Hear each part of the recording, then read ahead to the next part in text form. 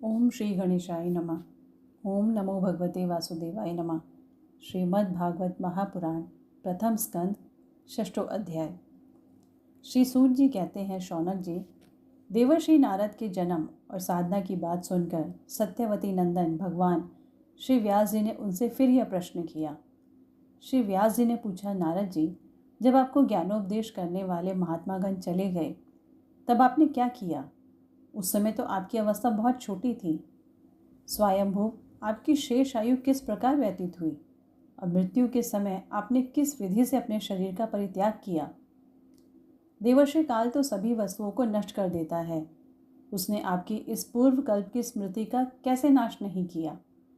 श्री नारद जी ने कहा, मुझे ज्ञानोपदेश करने वाले महात्मागण जब चले गए तब मैंने इस प्रकार अपना जीवन व्यतीत किया। यद्यपि उस समय मेरी अवस्था बहुत छोटी थी। मैं अपनी माँ का इकलौता लड़का था। एक तो वह स्त्री थी, दूसरे मूढ़ और तीसरे दासी थी। मुझे भी उसके सिवा और कोई सहारा नहीं था। उसने अपने को मेरे स्नेह पाश से जकड़ रखा था। वह मेरे योगक्षेम की चिंता तो बहुत करती थी, परंतु पराधीन होने के कारण कुछ कर नहीं पाती थी। जैसे कठपुतली नाचने वाले की इच्छा के अनुसार ही नाचती है, वैसे ही यह सारा संसार ईश्वर के अधीन है। मैं भी अपनी माँ के स्नेह बंधन में बंधकर उस ब्राह्मण बस्ती में ही रहा। मेरी अवस्था केवल 5 वर्ष की थी। मुझे दिशा, देश और काल के संबंध में कुछ भी ज्ञान नहीं था। एक दिन की बात है, मेरी माँ गो धोने के लिए रात के समय घर से बाहर निकली। रास्ते में उसके पैर से सांप छू गया। उसने उस बेचारी को डस लिया। उस सांप का क्या दोष? काल की ऐसी ही प्रेरणा थी। मैंने समझा, भक्तों का मंगल चाहने वाले भगवान का यह भी एक अनुग्रह ही है। इसके बाद मैं उत्तर दिशा की ओर चल पड़ा।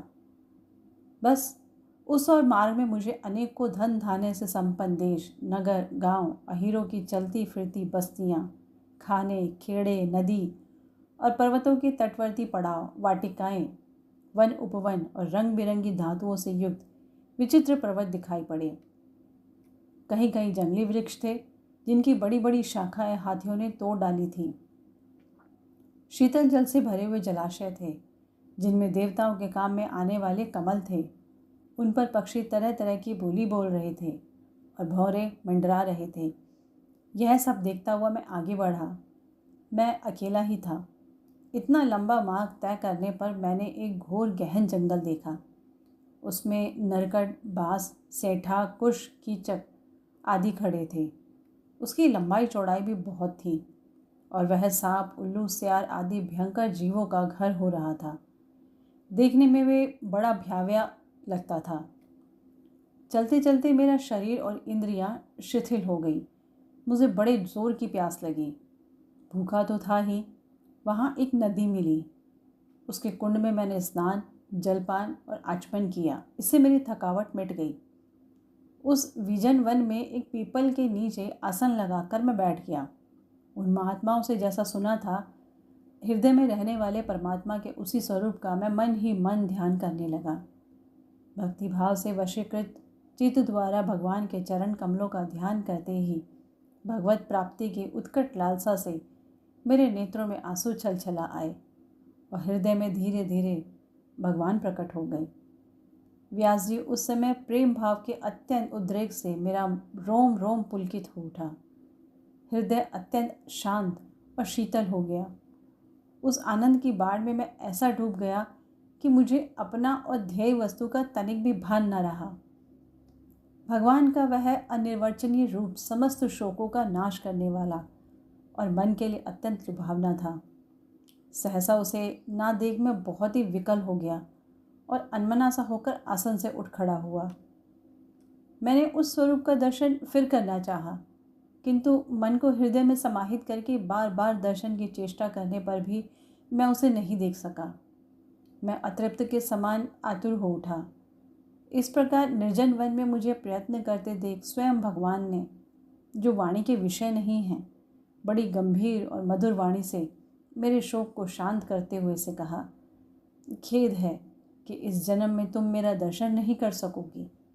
जिनकी वासनाएं पूर्णतः शांत नहीं हो गई हैं, उन अधकचरे योगियों को मेरा दर्शन अत्यंत दुर्लभ है। निष्पाप बालक, तुम्हारे हृदय में मुझे प्राप्त करने की लालसा जागृत करने के लिए ही मैंने एक बार तुम्हें अपने रूप की झलक दिखाई है।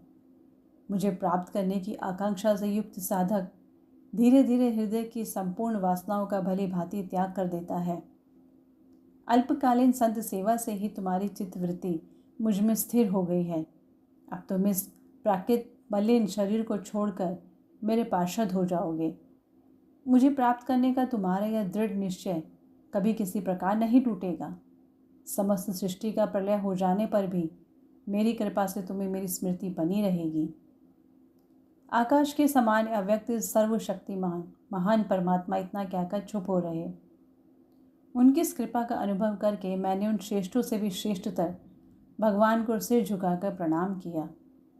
तभी से मैं लज्जा संकोच छोड़कर भगवान के अत्यंत रहस्यमय और मंगलमय मधुर नामों और लीलाओं का कीर्तन और स्मरण करने लगा। स्पृहा और मद मत्सर मेरे हृदय से पहले ही निवृत्त हो चुके थे। अब मैं आनंद से काल की प्रतीक्षा करता हुआ पृथ्वी पर विचरने लगा। व्यास जी, इस प्रकार भगवान की कृपा से मेरा हृदय शुद्ध हो गया, आसक्ति मिट गई और अब मैं कृष्ण परायण हो गया। कुछ समय बाद जैसे एकाएक बिजली कौन जाती है, वैसे ही अपने समय पर मेरी मृत्यु आ गई। मेरे शुद्ध भागवत पार्षद शरीर प्राप्त होने का अवसर आने पर प्रारब्ध कर्म समाप्त हो जाने के कारण 5 भौतिक शरीर नष्ट हो गया।